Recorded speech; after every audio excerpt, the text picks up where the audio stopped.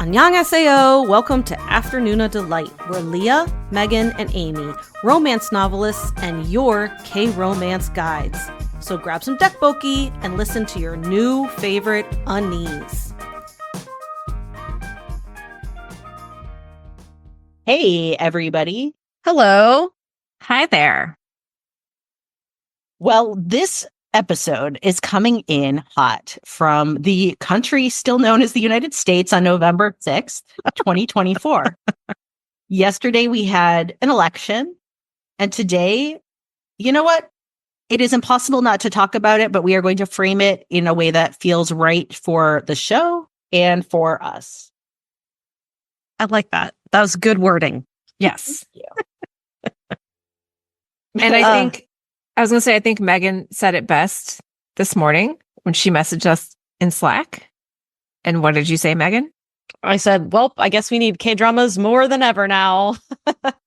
Which is true. And we need the joy of this podcast more than ever now. And so that is our focus for this evening or I say evening because it's evening for us right now, but you may be listening in the morning and that's fine too. But our focus is joy. I was looking forward to this all day, to be honest. I got up and I thought, thank God it's Wednesday. There's one good thing happening today. There's one good thing happening today. I get to talk about K-dramas. I get to talk about joy with a total of 3. The math is not mathing. I know, I'm including myself, I guess. Awesome women. We write books and we like to talk about what we love. And to me, that's important. I think, yeah. So what was funny to me was, well, okay, nothing was fun. Nothing was funny.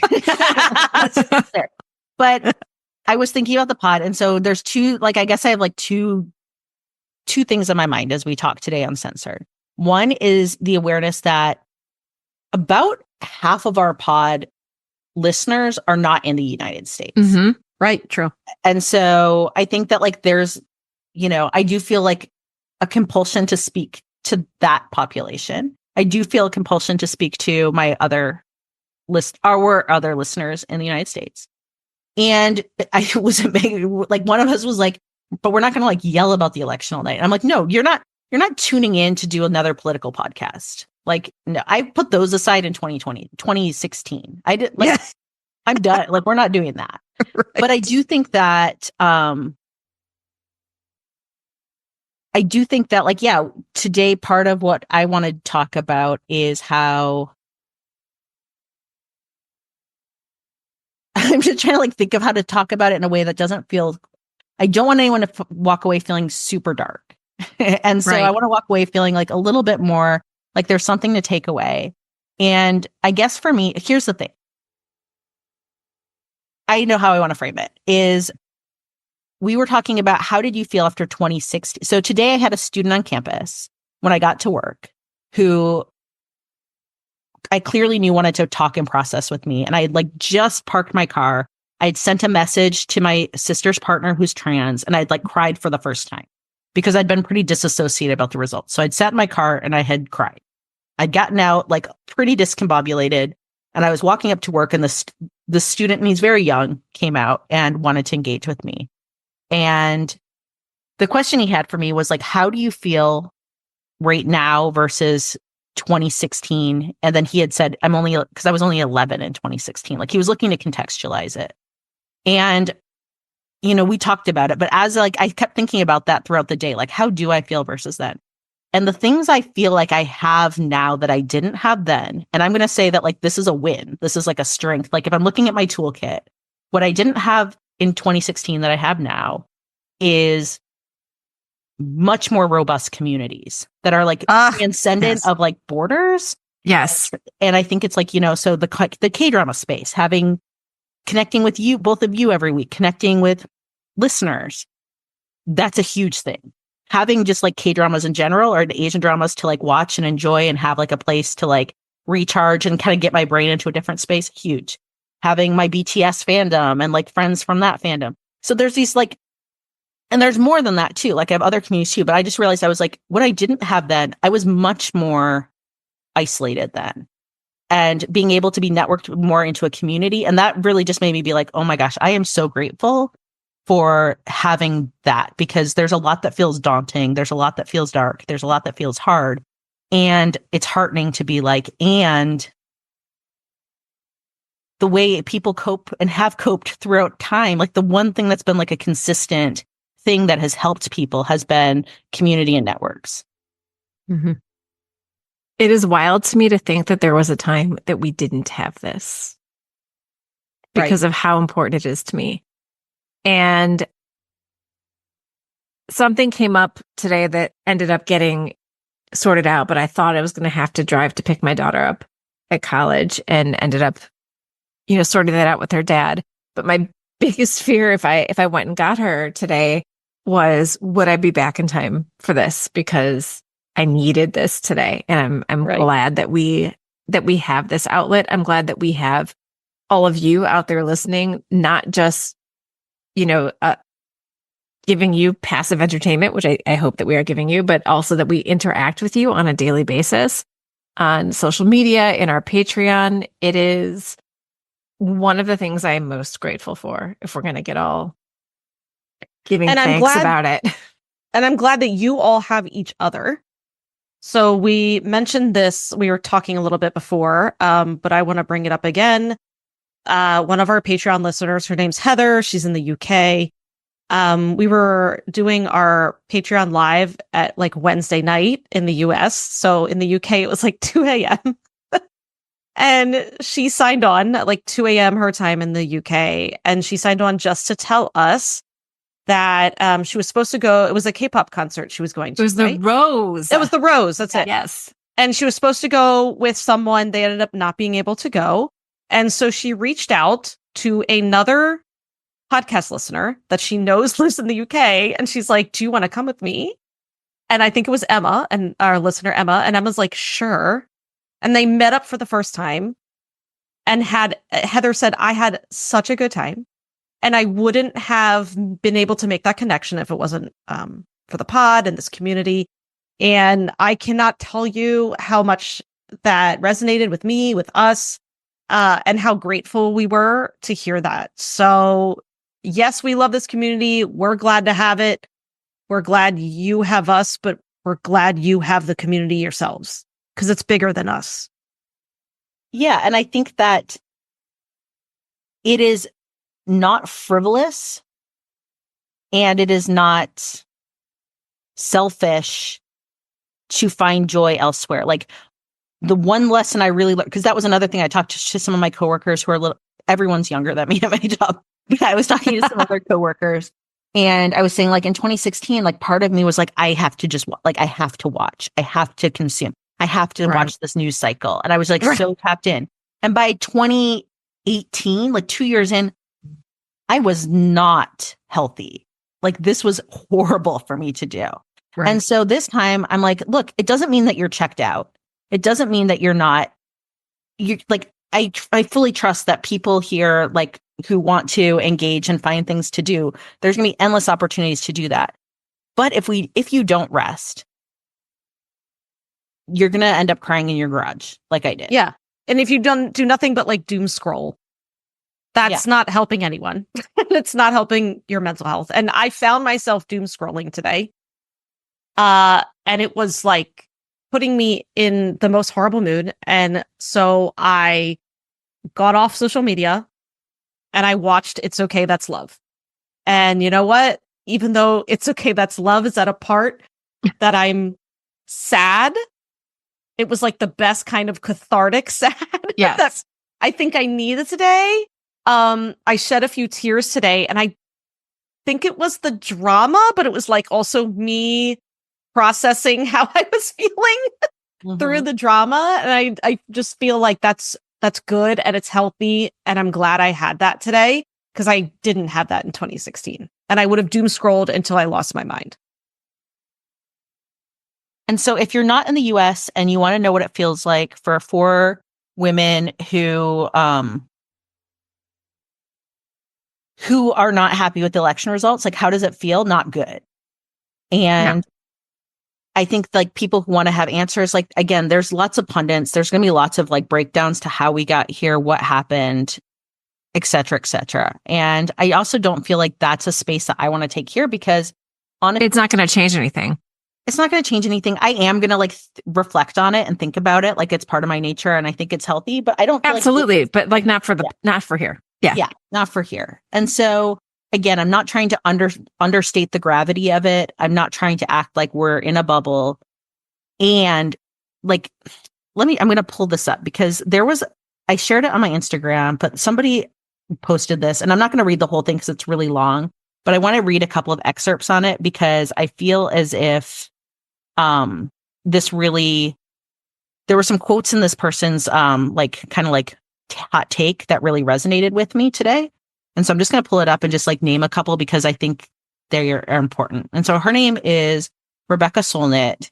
And I'm just going to read a couple of her quotes that come from this. Like it's a very long piece. But one thing that she says is that really stuck with me is there's no alternative to persevering. And that does not require you to feel good.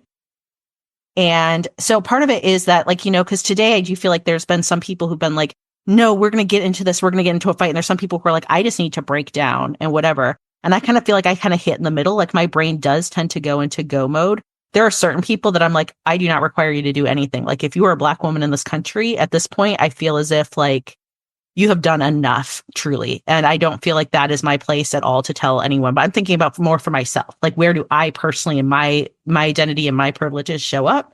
And so for me, I do kind of have that sense of like, I have to find a way to persevere. I have to find a way to get through it. And I can acknowledge that like I can do that and say it doesn't feel good. And let's see. But there's also this part that's more hopeful in it that says you may need to grieve or scream or take time off, but you have a role no matter what. And right now, good friends and good principles are worth gathering in. Like this space. Remember what you love. Remember what loves you. Remember in this tide of hate what love is. And the pain you feel is because of what you love. And so I think that that's important too, is to remember like when we're feeling overwhelmed or hurt or scared, part of it is because we love these, like there's things we love, like either we love people that might be feeling at risk or, there's like values that we hold that feel endangered. And so that feels scary and it feels hard, but it's coming because we love and care about that.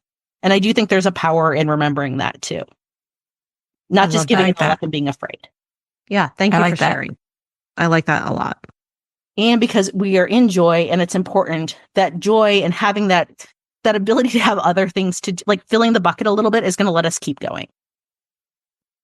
Yeah. And I woke up today as well, because again, of course I'm sad but I also know myself and I need a reason. Like I do need a distraction or I, again, will just doom scroll. So, another thing that made me happy today was knowing that Mr. Plankton comes out on Friday. And that was just like another thing that I had. I was like, I'm glad today's Wednesday. Mr. Plankton comes out Friday.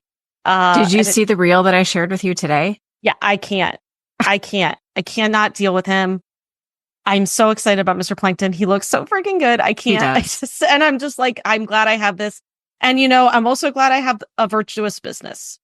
Mm-hmm. Yes, a virtuous business, Mr. Plankton. Yeah, a virtuous business is just very feminist, and I love it. And it's a cast of great women, and it's on Netflix now, so I hope you check it out. And we have Gong Yu coming back this month. Gong Yu's coming back. November's gonna. The trunk. I mean, yeah. I feel like K-dramas were like Korea's like, look, we know what's coming down the pipeline. They're gonna need us in November. They're gonna need us more than ever. Thank you, Korea. Yeah. And look, we're taking the baby joys. The baby joys. What's the baby joy you're getting? And here's one question. Then I think this is a nice pivot. So one of our listeners, Laura, wrote, I recently made a list of 50 things to do before I'm 50 because she's just turned 49.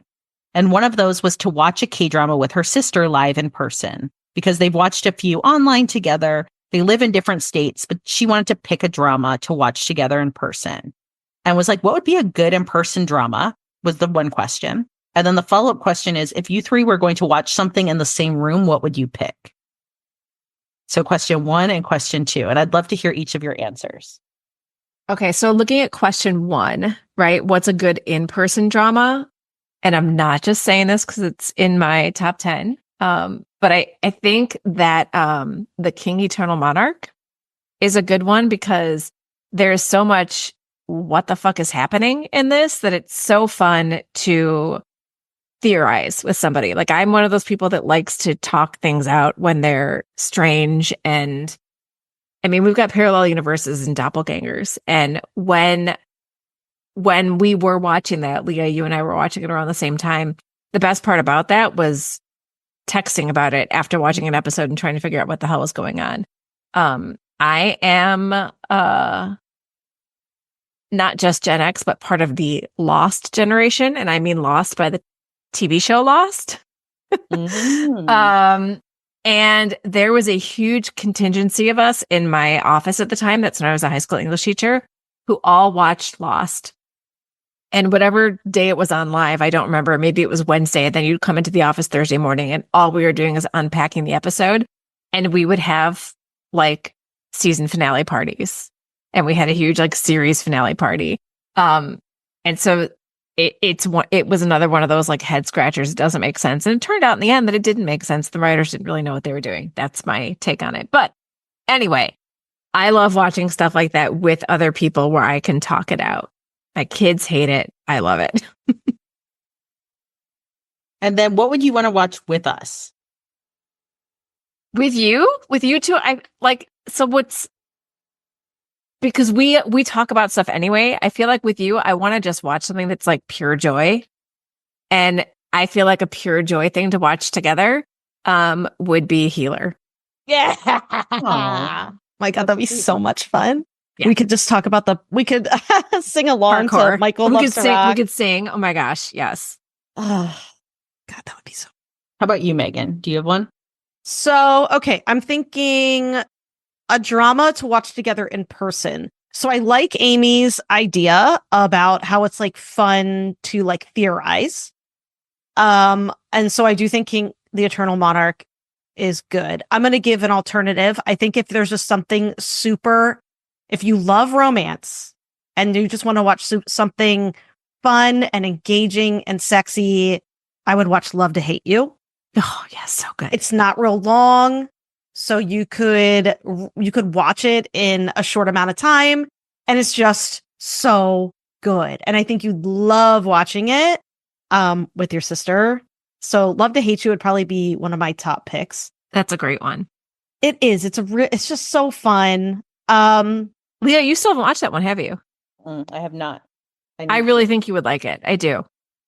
And I'm going to give an alternative answer. If you like more actiony stuff and you're okay with you're okay with the romance being much more of a subplot, I would say Bad and Crazy, because you're going to have a really good time watching Bad and Crazy. And you will need to talk about it all the time. You'll want to talk about it and you will love it and you'll have a really good time. So those are my top two. Both are also, again, are shorter dramas. Like, I'm not going to recommend My Dearest for you to watch, like, or were you going to recommend My Dearest? Just wait. I've got. What would you watch with us? Yeah, let me think. Oh God, I don't know. I don't know what I would want to watch about it and come back. We'll come back. Yeah, because I almost feel like there's too much to pick. So yeah, let me think about it. Okay, I've got an answer for both. So while I'm doing that, you think of yours. Just pretend to listen to me. Yeah, I'm listening. Okay. So when I went to Australia last time, I stayed with a friend who she said she liked K-drama, but she was very particular and she really just liked Descendants of the Sun. And I did a pod with her. So at that point, I mean, I should check in with her and see where she's at. At that point, I think she'd watched Descendants of the Sun like 25 times. And she was like doing her PhD. It was a comfort watch, but she had watched that show. She'd watched the out of this show. And so when I came, I was like, look, I'm not going to watch Descendants of the Sun. I've seen it once. I feel good. I'd like to not. Like, could we do something else? And we talked about buddy watching. So I'm going to pick the one that I did with her because we were bananas and it was so fun. And it was a long ass drama. It was a 20 plus episode drama that weren't short. And we watched it in 3 days.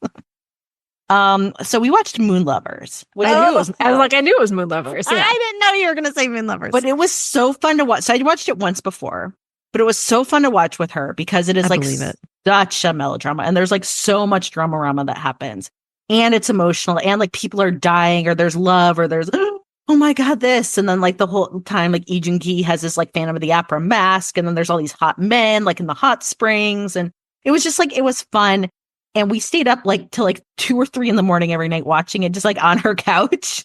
And like the husbands would go to bed. The kids were like long to bed. And I was like, we'd like finish an episode and it was like, one more. And so it was just That's the best feeling. I love that. Yeah. And we did it for, I think, 3 or 4 nights and we got the whole thing done.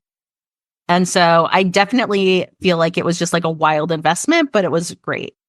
And then the one I'm going to pick, I'm picking because I think it would be so fun to watch it in person with Amy. You too, Megan, but when you hear my choice, Kin Porsche. Because I want to see, because first of all, Amy hasn't watched a lot of BL. No. Kin Porsche, watching it in a group is so crazy that I would love to. I would love to watch that with you too.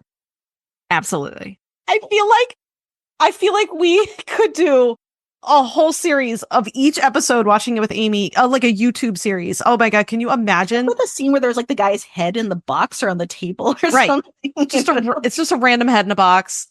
Amy would lose her mind. It's so wild. It is. And the brother with the fish, like all the fish and the hedgehog. Yeah, it would just be so fun. I look, nothing's going to top that. I was going to suggest something and it's not going to top that. Oh, go ahead. Well, what were you going to suggest? Okay, so I have 2. I would say one, I actually would like to watch Mr. Queen with you guys. I think, I know. Do you think we'd be in a better headspace for it? Without fast forwarding. Yeah, I still think Amy and I watched it at a terrible time in our K drama watching journey. And I think if we watched it again with you, I think it would be a lot more enjoyable and we'd get a lot more out of it. And then my second would be Tell the Nine-Tailed, just because. Like, why? Gosh, yes. First one. And Moogie. Because Intern and Moogie together. Because Tell the Nine-Tailed 1938 actually made too much sense. Like...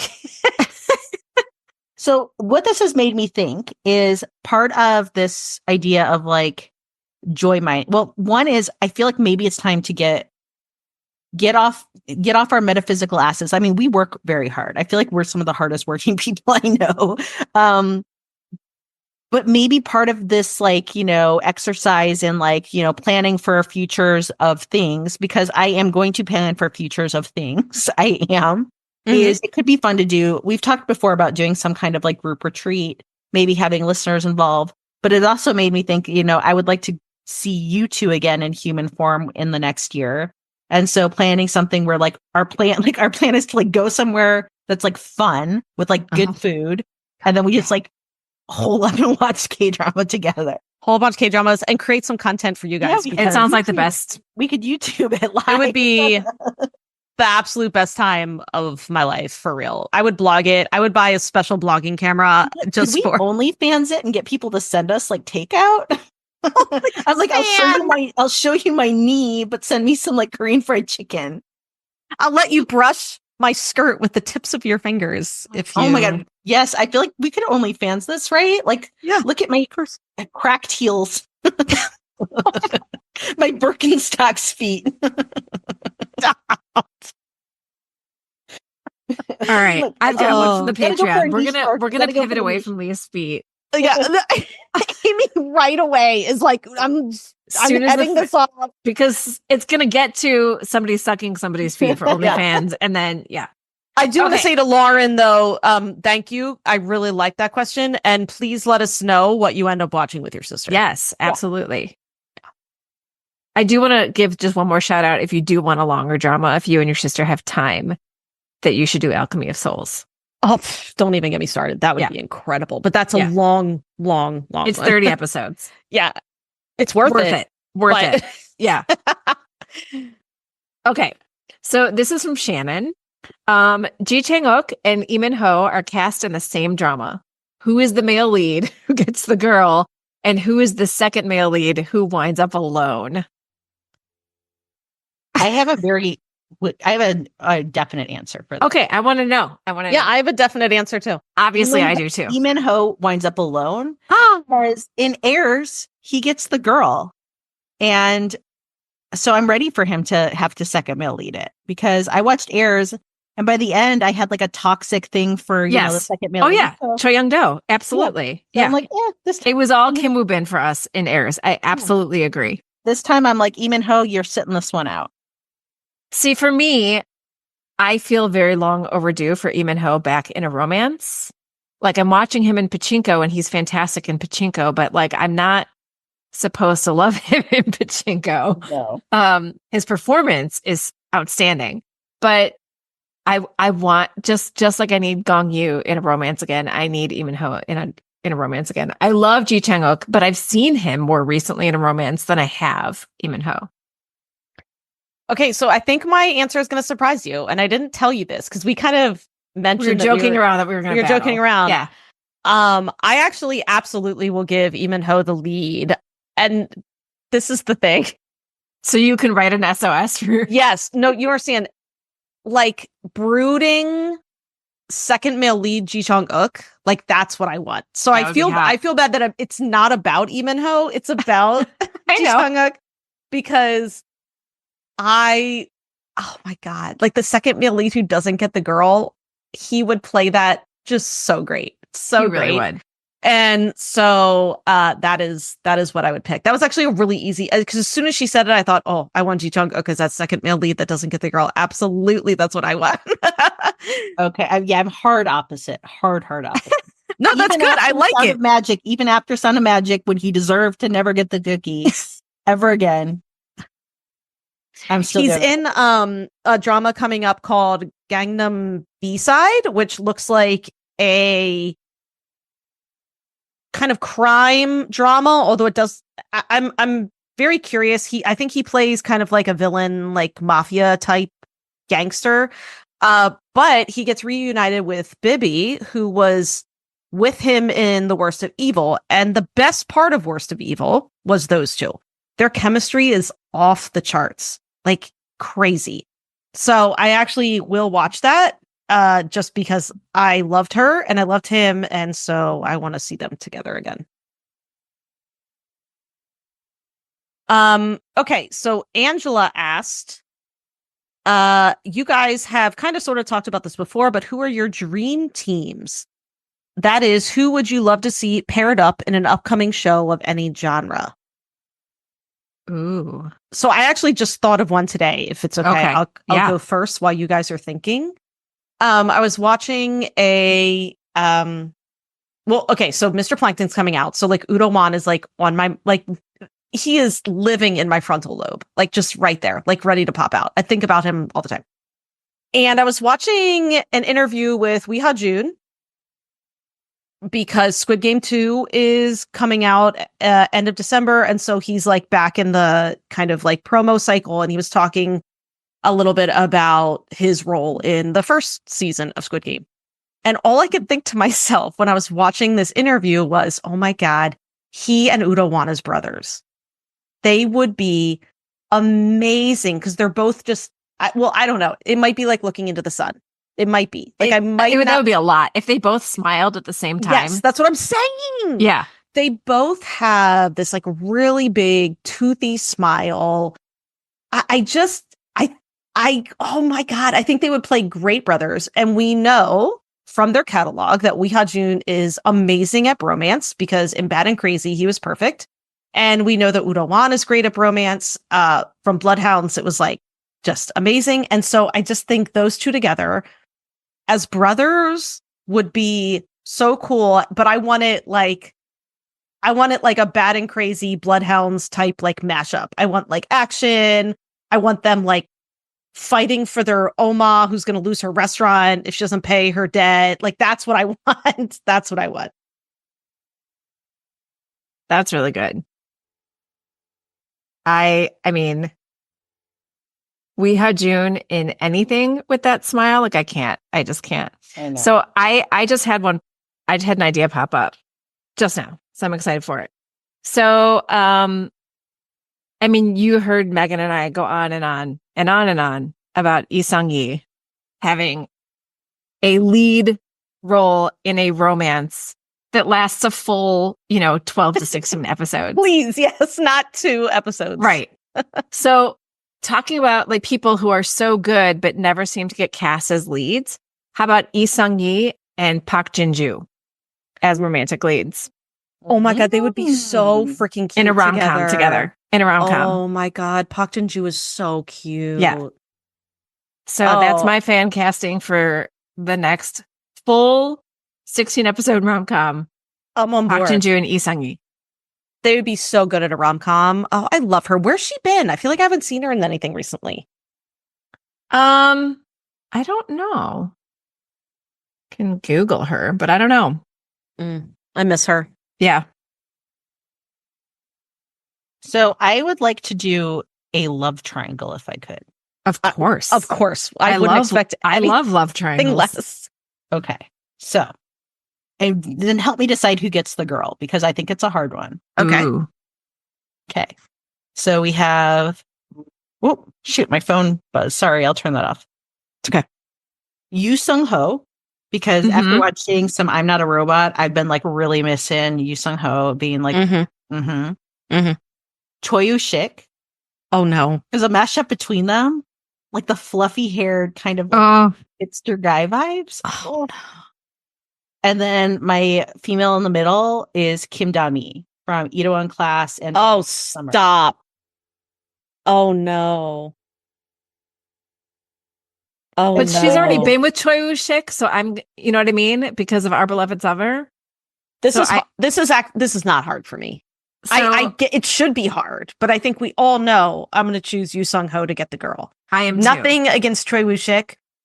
He'd be a good second lead. He'd be a good second. He would. He'd be a good angsty second lead. Yeah. He was a second lead in Fight for My Way. Yeah, he was. I can't help it. Yu Sung-ho is always going to be top for me. I just love him. I'd like to do the plot twist where they get together and then Kim Da-mi goes and like lives her best life. Like I'd like to see Choi Woo-shik and Yu Sung-ho. Like that'd be my vote. Yeah. A surprise. Yeah. Anyway, surprise twist. Or why choose? Actually, a why choose because I'm in my why choose era. I'm going to be pitching. My agent like does not. She's not like against why choose. I just think I particularly have a good why choose brewing within me, and I'll be like, "What about this why choose?" And she'll be like, "What about this other thing that's completely not that?" And I'm like, "But there's this why choose. I feel like it's a very good idea." And she's like, "Oh, I'm talking about this other thing." I'm like, "Listen to me. It's good." You know what? Should I spill it? Because I feel like I can't tell if it's, I'm going to spill it. Go ahead. Okay. Good. And you tell me if you think it's good. Okay. I don't have the high concept for it yet. So I think maybe this is a fun, like work in because there were some questions about writing. So like, it's like our plotting question. Okay. So when people are like, do you, what's the question with plotting? Yeah. Gavin said, do we outline? Yeah. He said, do you outline your books or freestyle it? And how much research goes into a book you write? And Gavin, I write made up alien planets. Okay. I just make it up.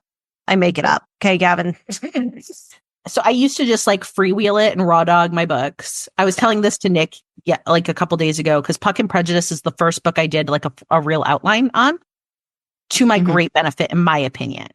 So, I mean, readers, November 12th, it's coming out by the time you listen. Yay! It'll be out. Yay! But I feel like at least I am hitting beats. Like, I feel like I feel much more, especially having done K-drama watching and stuff. Like, I feel strongly that like that helps.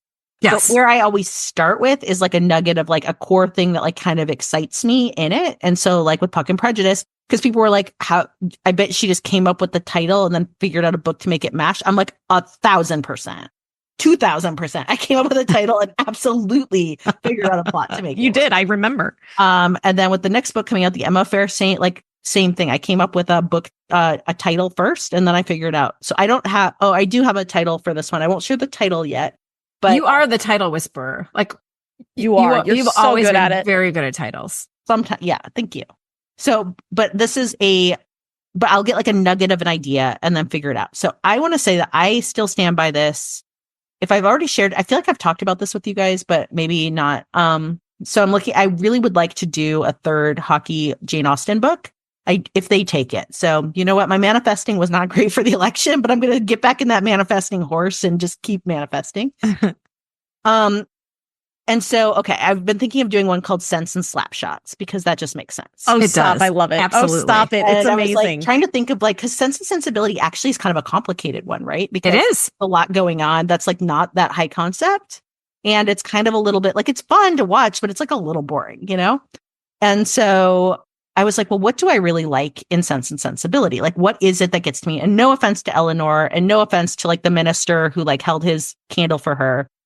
But the Marianne situation and the love triangle is much more compelling to me between Willoughby and then the longstanding, Colonel Brandon. And so for me, I was like, look, why don't I do a hockey romance? I will figure out the characterization of it, later. But my pitch, without a real big plot, is I want to do a Why Choose with a Willoughby and a Colonel Brandon, have the young brash bad boy hockey player, and then the team captain, because I already have a team captain named Brandon because I'd kind of tried to Oh God, you built it in. Have the stoic kind of serious older almost on his way out player.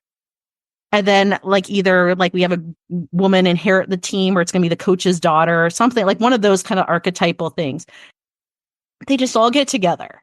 And I was like, then you can have your rash bad boy, your steady older man, and you get to have it all. And my agent's just not feeling it. And I don't understand why. Because to me, I'm that's an auto one click for me. Do you know what that makes me think of? Do you remember the Kevin Costner movie Bull Durham? Oh my God! Yes. Where Susan Sarandon. What Susan if it Sarandon was just yes? Oh my Susan God! Sarandon basically helps guys with their baseball game by taking them to bed. Oh my God, Amy, you're right. And it's the new up and comer, which was oh my gosh, what's his name? Who was her husband? Tim Robbins. Yes. And then Kevin Costner, who's the aging player. Yeah. Okay. And yeah, I mean, does she pick one in the end? Yes. But is she kind of with everyone for? Yes. Bull Durham is, first of all, a great movie. It's a great movie, Leah, and it might give you a lot of inspiration, but it would be great. It would basically let's take Bull Durham, but she chooses both of them in the end. Yeah. That's your comp. I want them all together. Yeah, that's your comp. That's your Bull comp. Durham. Bull Durham, but she chooses both. Yeah. Okay, I'll watch Bull Durham because I've seen it. Well, you won't be sorry. But when I had a Bull Durham poster. Wait, are you saying Bull Durham? Bull. Isn't it Bill? Bull. It's Bull Durham. Oh, it is Bull Durham. I have it pulled up. It's Bull. Bull. All my life, I thought it was Bill Durham. So I don't think though, she's sleeping with, because it says, okay, here's the log line for Bull Durham. This is I did not know we were going to get to Bull Durham. Yes. So the pitch is in Durham, North Carolina, the Bulls minor league baseball team has an asset no one else can claim, a poetry loving groupie named Annie Savoy. As the team's season begins, Annie selects brash new recruit, Tim Robbins, who she christens Nuke, to inspire with the religion of baseball. Nuke also receives guidance from a veteran player, Crash Davis, who settles Nuke's erratic pitching and teaches him to follow the catcher's lead. Okay, so they're both helping him with his game. She via sex and him via technique.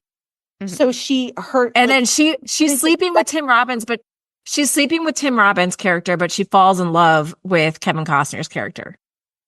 And how does her sex help his game? I do want to know that. I mean, magical pussy. Magic pussy. It gets his mind off of things. It clears his head. Yeah. Okay. So she sleeps with lots of players? Because it says she's a groupie. Well, it says it's the groupie. So I think I don't remember 100% because this is from 1988. Okay. But okay, it says every year has chosen one player on the Bulls to be her lover and student.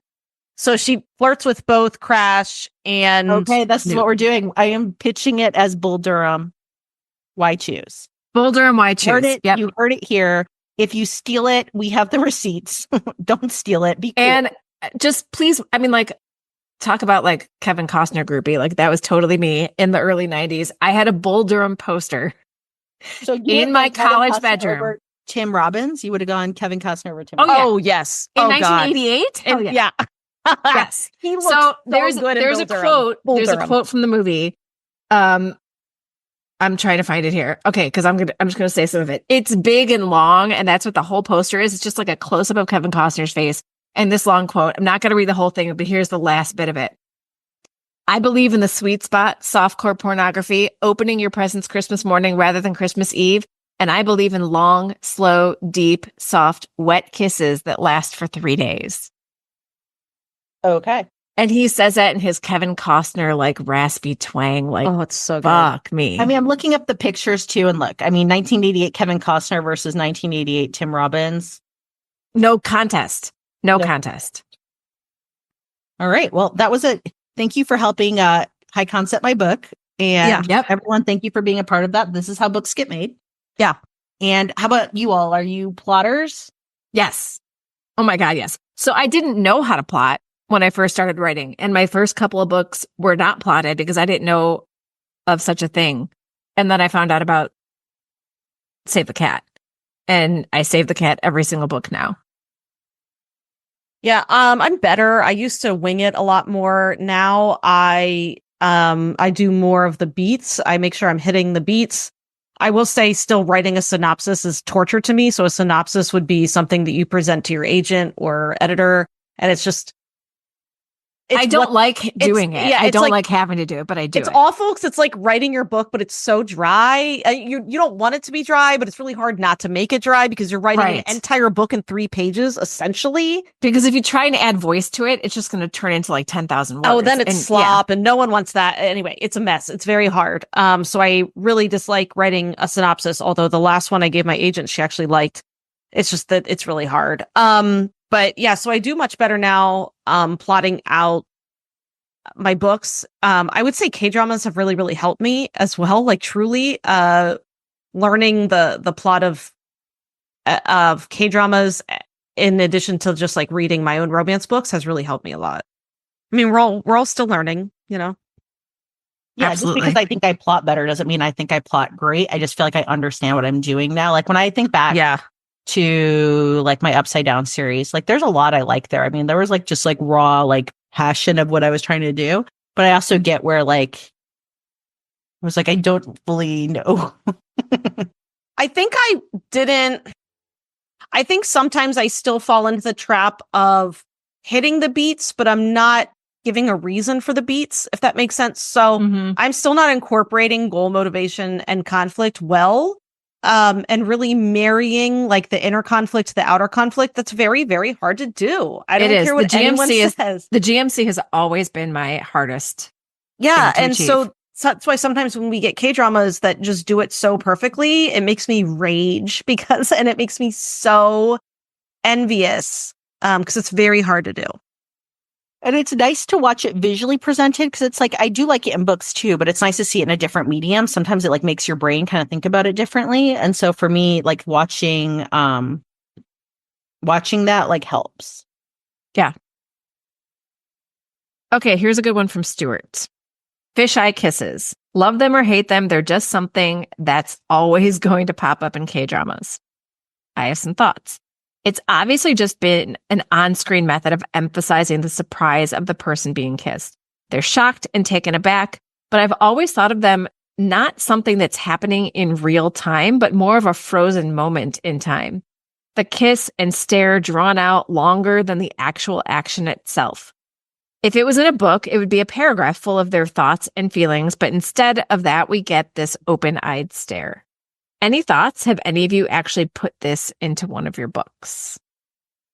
First of all, I like his interpretation of it. I like the idea that K-dramas aren't trying to fool us into thinking that anybody ever actually does this, but that it's more of a metaphor for the shock of being kissed when you're not expecting to be kissed. I mean, I do love a surprise kiss. Like, I don't care. I will always love a surprise kiss. Again, I'm watching It's Okay, That's Love, and there's been a few surprise kisses. But what I would prefer, I love what Stuart's saying, and I completely agree. Because, yes, you can freeze time in a book that you can't in an on-screen, like, adaptation or whatever. But what I kind of wish K-dramas would do is if you're gonna do the surprise kiss, who holds their mouths together Like closed dead mouth? dead mouth. Dead Yeah. mouth, like their lips aren't even pursed. It's just this like meeting of the lips. Like I put more effort into putting on chapstick. Like I use more muscles than what they're doing. So in my opinion, what I prefer, what I would like to see, first of all, they either deepen the kiss. Like I love a surprise kiss where first it's like this open-eyed thing and then the eyes flutter closed and then the mouths start working and then it's like an open mouth kiss. I love that. Or if you're going to do only a closed mouth kiss, I would like to see like the lips touch, someone surprised. And then how about you pull back just an inch? You know, kind of breathe against each other's lips. Rather than dead lips against dead lips. Yeah, kind of like breathe each other in. I almost feel like that's more intimate. And let your eyes kind of, you know, you can lock eyes, but I feel like that's even more intimate than just this like dead mouth lips touching kiss. I'm just never gonna like it. I feel like in my opinion though, I think K-dramas are kind of easing away from that. I feel like everything, there's like trends in entertainment. It feels to me like the K-dramas are easing out of that.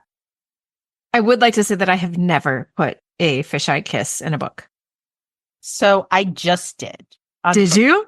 Yes, because I've been having fun doing like some Easter egging of drama things into books where like so this is the one that's going to come out in 2025. I handed it in a few weeks ago. Ooh. And I decided I did two kiss conventions in this that were different because I just wanted to try and see how it felt. One, I have them kiss early on and then you realize it's a fake out and he's imagining it, because I do like those as well sometimes. Because I like how you can get like multiple first kiss payoffs. Yeah. So you can have like that. And then you're like, oh, wait, no, they didn't kiss. He just like thought through it.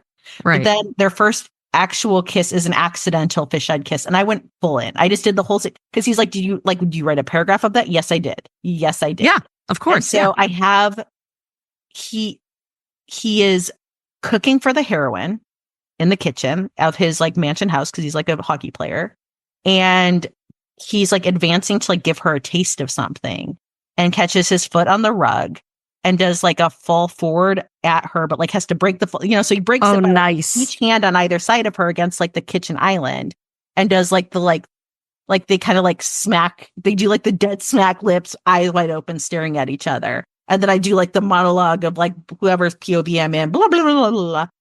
And then there's a moment where it's like, because the trope is like he's her best friend's little brother. So there's kind of like that forbidden aspect because the best friend has never been into like anyone dating her like hot hockey brother. Like too many girls have been after him, like whatever. And so there's a moment where the fisheye kiss, it goes on, because fisheye kisses tend to go on for a minute. And there's a moment where it could become real. Like in her mind, she's like, I could then like turn this into a real thing or not. And then I like cliffhanger it to like what the next chapter will be. Like, does she go in or does she like push off and pretend like, whoops? Yeah. Oh, I love it. Love that you That's did a great the fake out cliffhanger. kiss. But yeah, I did me it too. I did full cliffhanger, full fish. I was like, K-drama check. I love it. And the fake out. The fake out's awesome. And a fake out. Yeah, the fake out was fun too. Mm-hmm. You should do like a contest where you have like, especially our listeners like read, and then they highlight like every K-drama Easter egg they can find. Mm-hmm. That'd be fun. Yeah, I haven't put, there's always time for me to put one in a book. I have not. I do have a first kiss scene I need to write in the rom-com I'm working on. So I will say for that one, I did research a little bit, although it's taking place in like my area of Pennsylvania. So it's not like I have that much research to do, but a diner plays a big part. So I definitely like went to some local diners just to like get the feel, like the sticky tables and the pleather seats that are like duct taped, that kind of stuff. That was kind of fun. Yeah, I do that kind of research. Like I I don't write anything historical that requires a ton of research. But I mean, to get locations correct, even if I'm looking to describe somebody's apartment, I'll get on like Zillow and like look at apartments, and I want to be able to have a visual of something to talk about.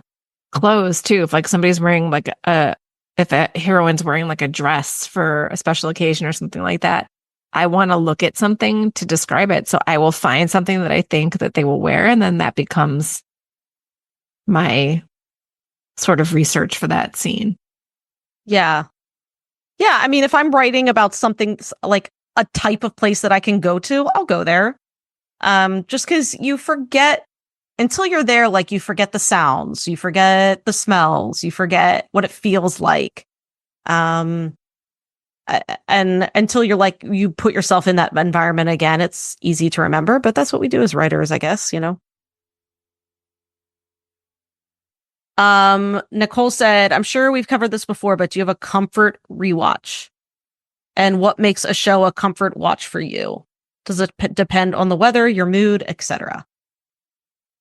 So I don't rewatch right now unless it's an assignment for us to do. You know, like we did it with like Crash Landing on You once for the pod, you know, to go back and watch our gateway drama.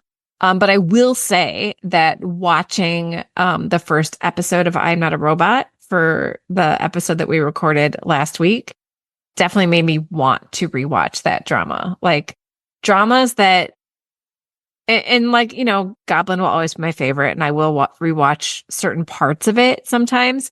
I like to rewatch dramas when I'm in the mood to feel a certain feeling. Like you talked about, you know, needing catharsis today and getting catharsis watching It's Okay, That's Love. Mm-hmm. Like if I need an emotional catharsis, I know I'm watching that tea shop scene from Goblin, you know? Or, you know, or watch the confrontation scene in I Am Not a Robot, like the one that made Megan's husband think that she was dying. Yeah. I call it the reset scene. Yeah, that's it. The reset scene. Mm-hmm. I'm also thinking of the confrontation one when he throws the glass. Oh, that too. That too. Yeah. So yeah, I like that I know certain scenes that will give me a sort of emotional catharsis. And I will rewatch scenes. I don't rewatch full dramas right now. The amount of times I've rewatched the bathroom scene of Ken Porsche is I shouldn't admit it in public. I just love Ken Porsche, and I'll rewatch parts of it. So I don't like this maybe sounds weird. I don't like rewatching dramas or parts of dramas where I get like emotionally invested again, because it's like exhausting for me, because then I want to like rewatch the whole thing. But I like rewatching like sexy scenes. Like if there's like sexy kisses, love rewatching those. Again, Ken Porsche, enough said. Love in the Air, enough said. And I also love rewatching like good action scenes. Like I'll rewatch I call it the hospital scene from Lawless Lawyer, where Anoju and Bong Sang-pil fight the baddies together, even though they're enemies. It is such a good action scene, and I really like watching them. I love really, really cool choreographed action scenes. And I like knowing that the hero is going to like live, or like I don't feel risk because I know how the action scenes end. Right. So I feel like I can watch them with like no emotional investment, and it's just pure entertainment. I have rewatched My Beautiful Man, the Japanese. Oh my God, you have. Maybe 7 times. You have. I forgot about My Beautiful Man. I've watched it so many times. I just look, it's a comfort watch. It's like My Descendants of the Sun. And I don't watch like every I've watched like the first season multiple times. I've watched so I haven't like sat through. I don't sit down and watch season 1, season 2, and then like the movie. I'll tend to do like season 1 and peace out, or then just season 2 and peace out, or just like the movie kind of like season 3. So I kind of pick one and rewatch it. But Those two crazy kids. I don't know what it is. Kiwi just gets me every time. I'm in love with it. Stop. And like, there's like a scene in it that always gets me. If I rewatch from it, the scene, there's one scene that's very funny that I don't rewatch, but I love it. So one of it is that part of the spoof is that it's like the cool big guy on campus and then like the nerdy guy likes him is kind of like part of the thing. So later as he gets older, he's like more he becomes like more of like like he's a famous actor. He's a celebrity of sorts. Mhm. And there's a scene where his love interest has like a shrine to him, which makes me laugh because I have like a BTS shrine. And he has a little shrine and he keeps it in like a cupboard. So like when you open the cupboard up, it's like all to him. And like his secret. And so like his like lover accidentally opens it up and is like, what the fuck is this? And he's like, and he's like trying to shut it up. And I don't know. I always like because I've written books with it too. Like I like when like the fan becomes like the love interest. Yeah. I mean, it's like, parasocial fun. But the thing that I watch over and over is there's a scene where I feel like, Amy, you'd appreciate it because it's a theater thing where they do kind of like a dinner theater where like the theater kind of happens around you. Like you go to eat and then like the person at the next table may get up and they're like in the scene. So you're like eating in this like immersive theater experience, which also just looks like it would be fun to go to. I've never been to something like that. But in it, there's two scenes. So one thing this drama does really well, which is I think what keeps me coming back, is it'll do something and hit like one POV and then you'll get like another version where it's in the other's POV. And so you have the scene where this guy is like trying to move on. He's got like a new boyfriend. He goes to this like play thing and he's sitting there. And then like the blast from the past like comes in and he's beautiful, just a beautiful angel of a person. And they like lock eyes and you just know that he like his whole world has just, he's like, no, like you're my only love. Like this is it. This other guy, who is he? I don't know. And the role reversal in it, I'm kind of spoilering it, but like I'm trying not to get into too many details, is you see the love interest who's very cool and calculating. He figures out that this guy is going to be coming to his play. And so he knows ahead of time that he's coming. And even though he always acts like he's not interested and he's like the cool one and whatever, he's like infatuated and in love and like is a total goober. But like they try to play it so that like the goober's the goober and the other guy's the cool guy. But whenever they do these like little side things, you realize what a goober like the cool guy is just behind. I love that. I love that trope. It so much. Yeah. So you see him outside getting ready to like walk in to like, he knows he's going to have his moment. He knows he knows what he's about to do. He knows he's going to like fucking destroy this guy too. Cause he knows what his power is over him. And you see him outside and he's like preparing for it. Just like, and it's really subtle. And I could watch that I could watch that every day for the rest of my life and not get tired of it. But there's just like his body language and just kind of like how he composes himself and like adjusts his hat. And then he like walks out and you just know he's like in scene. And I'm ready to wreck his world again. I love it. He's going to be wrecked as well because he's such a goober. Right. I mean, I will admit I love it. I definitely watched season one. Like I might have watched season one twice. I think I did actually. Cause I think I watched it again before I watched season two. I think that's what I did or something like that, but I agree. It's fantastic. I forgot that you watched that so many times. But it's like as much as I love like Alchemy of Souls or Love Between Fairy and Devil, it's so hard to put myself through that again. It's a lot. First of all, they're both very long. Yeah. And they're both very emotionally draining. Yeah. And so it's like hard for me to like put myself through that again. And I still remember all those feelings I felt when I watched it. And I'm still very attached to those feelings. So I don't feel the need to rewatch. Because a comfort rewatch for me is usually going to be low angst. Like I have comfort books and I would say some of my comfort books are absolutely not like the best that author has ever done because they aren't like high stakes in any way. There's no third act break. There's barely even conflict. And I will read them again and again because I don't need that to keep me going. I just really like the characters or something like that. You know what I mean? And that's so funny because I'm the total opposite. Like the only books that I've ever like reread are books that like tear me apart. Oh my God. I don't know how you do that to yourself, Amy. I don't know. I can't do it. I don't know. It's like exhausting. We have one more question on the Patreon. So let's squeeze in Caroline's question before we sign off for the night. And it is, if you could be a side character in a K-drama, who would you be? Oh, And I take that to mean like more like which K-drama would you be a side character in, right? Or is it would you be a certain side character? I don't know. I think either. yeah, I think it could be either. Because I took it as if you could just be a side character. So and what popped into my head first was Hospital Playlist.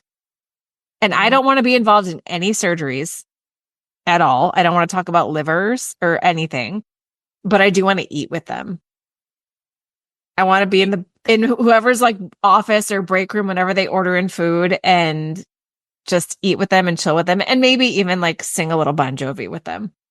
You don't want to do surgery with them? I don't. No, 0 surgeries. Okay. This is going to sound crazy. This is the first character that came to mind, so I'm just going with it. I would love to be Choi Nam Ra. She is from All of Us Are Dead. And I don't want to spoil it too much, but she's a character who gets bitten but doesn't fully turn. And I think that would be awesome. Like, can you imagine? If you were her, you could also maybe tell us when the sequel's coming. When season 2's coming out, I would be able to tell you. I could jump from tall buildings just because I am like superhuman now. She was badass. I liked her a lot. She was really, really cool. And she always kind of had this like a little bit of like psychic ability in her. I just thought she was a really cool character. And that's the first character that came to mind. I don't know why I put myself in a zombie apocalypse drama, but what are you going to do? Well, if you were going to be in a zombie apocalypse, you want to be her because she's surviving the zombie I think that's it. Yeah. Apocalypse. Yeah. She is more than surviving. She's thriving. So I don't know what I would call this character, but I would like to be one of the like Yakuza samurais from Mr. Sunshine. Of course you would. Of course you would. I feel like, I feel like I have this in me somewhere. Like I feel like I'm a friendly, nice person, and I feel like I could be ruthless. And I would just like to be like Gudong May's, like, occasionally he's going to get drunk and just like have some frustrated like skirt touching and come back bloody and sweaty and needing to get it out. And I'd be like, bro, I got you. I'm going to be like your Bull Durham. Like, you just hit it with me and you're going to feel like you are your best samurai self tomorrow. Get that stress out. Use me and I shall use you. This is transactional. Yeah. Yeah. That's my answer. I'm still laughing that Megan thought it was Bill Durham. My whole life, I thought it was Bill Durham. I thought it was Bill Durham my entire life. So I thought you were saying it wrong. I was like, what's with your accent? Nope, it's me. I'm the problem. I love that movie. Like Leah, you would enjoy it. It's like a good, it came out It's in a the sexy 80s or movie. 90s. 88, I think it was. 88? Yeah, it's super sexy. I mean, it's a sexy movie. It's so fun. Susan Sarandon, like at her best. Oh my God. And Um, Kevin Costner also at his best before he did Waterworld. We don't need to go there. Before he had webbed feet. Before he had gills. I want to thank our patrons, our Patreon members, for giving us some joy tonight. Because we came here looking for joy. We came here looking to give you a little bit of joy. And y'all gave us some joy. So thank you for that. Because I laughed a lot tonight. Yeah. And we are going to continue to focus on having the space be something that I think, is we are going to prioritize that. And, I'm going to paraphrase. I did not watch Kamala's concession speech. I just didn't want to, frankly. Yeah, I've not been I haven't emotionally either. ready. She said something about like, and I'm paraphrasing it very, like I'm taking it and butchering it. I just like read something that like I saw from it, which was essentially like, we don't know what kind of darkness is coming, but no matter what, like thinking about the fact that like, within that's going to be a bunch of stars. And that's not trying to be pat. It's not trying to be glib. It's not trying to say like, we got to slap over toxic positivity. But I just think that the reality is that for me to feel like I can keep going in a way that like can endure, I can parent, that I can show up for people that are going to need it, is I have to keep looking for stars not only trying to be a star, but trying to like look for the other stars. Yep. I agree. So thank you for being there for us, giving us something to talk about. Your Patreon comments. Thank you so much. And to you both, thank you, because I needed this tonight. You're welcome and thank you. Yeah. And annyeong. Annyeong. 감사합니다. Thank you for listening to Afternoona Delight. Where can you find us outside the pod? Head on over to afternoonadelight.com. That's AFTERNOONADELIGHT.com. You'll find links to all our social media, our book recs, K-pop and K-skincare recs, and if you want even more Afternoona Delight, because really who doesn't, you can join our Patreon, where you can choose the patron level that's right for you. Join in daily K-drama conversations, listen to bonus podcast episodes just for patrons, and participate in our monthly live K-drama support group via Zoom. We can't wait for you to be a part of the community. Until next time, annyeong!